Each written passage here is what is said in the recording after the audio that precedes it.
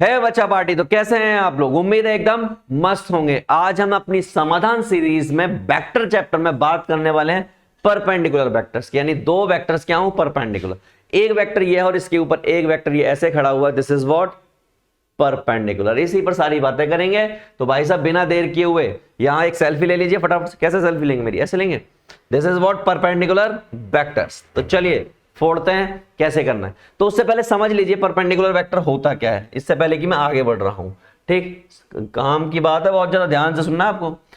Perpendicular यानी कि A vector जो है परपेंडिकुलर है बी वेक्टर के, तो इसका अर्थार्थ ये होता है कि इन दोनों वेक्टर का डॉट क्या आएगा? जीरो आएगा। डॉट कितना आना चाहिए?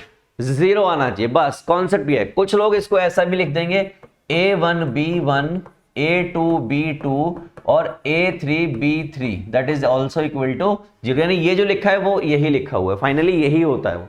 तो हम सीधा करेंगे, ठीक है। चलो फिर आइए, पहला क्वेश्चन आपके सामने प्रस्तुत है। ये पढ़ा हुआ है भाई साहब। पहला क्वेश्चन क्या कहा उन्होंने सबसे पहली बात, उन्होंने दो वेक्टर दिए। एक ए वेक्टर दिया जिसको बोला 2i प्लस लैम्डा जे प्लस के, ये वेक्टर दिए। बी वेक्टर क्या दिया? That is i minus 2j plus 3k। According to question उन्होंने कहा कि A vector dot B vector, ओ हो, उन्होंने क्या कहा कि ए वेक्टर परपेंडिकुलर है बी वेक्टर के। ऐसा उन्होंने कहा है कहीं? ये लिखा हुआ है परपेंडिकुलर टू ईच वेक्टर। ओहो, अगर ऐसा कहा है तो इसका मतलब a1 b1 a2 b2 a3 b3 equal to zero होगा। ये क्या होगा? जीरो होगा। अच्छा, ये जीरो होगा। मैंने हाँ, इतना सदमे में जाने की जरूरत नहीं है, जीरो होगा। तो भाई साहब रखते हैं, ये 2 है, वहां से उठाइए 1 है, यहां से उठाइए लैम्डा है, वहां से उठाइए -2 है, इधर से उठाइए 1 है, उधर से उठाइए 3 और इक्वल टू में जीरो है। अच्छा, ये 2 हो गया, ये माइनस का 2 लैम्डा हो गया, ये प्लस का 3 हो गया, इक्वल टू 0 हो गया। तो ये हो गया 5 इक्वल टू 2 लैम्डा। तो लैम्डा की वैल्यू कितनी आ गई? 5/2। पॉइंट में लाने की कोशिश ना करें वरना आपकी टांगे तोड़ दी जाएंगी। समझ गए बात को? चलो अगला क्वेश्चन डील करते हैं भाई साहब। क्या कहा उन्होंने? कह रहा लैम्डा की वैल्यू निकाल लो, परपेंडिकुलर है। मैंने ले पिछले क्वेश्चन जैसा ही तो है, बिल्कुल सेम वैसा ही है। क्या करेंगे? क्या है? 2 और 3 5 और -2 लैम्डा। सेम है, क्वेश्चन रिपीट हो रखा है, यानी कि सीबीएसई ने क्वेश्चन रिपीट कर रखा है। तो इसको लिखेंगे हम डू इट योरसेल्फ, आप इसको खुद करें। समझ गए?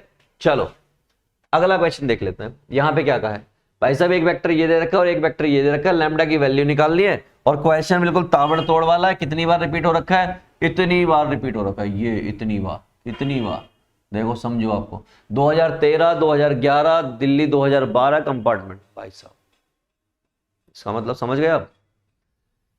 करते हैं फिर, कोई बात नहीं। हमें मालूम है कि ए वेक्टर जो है परपेंडिकुलर है किसके? बी वेक्टर के।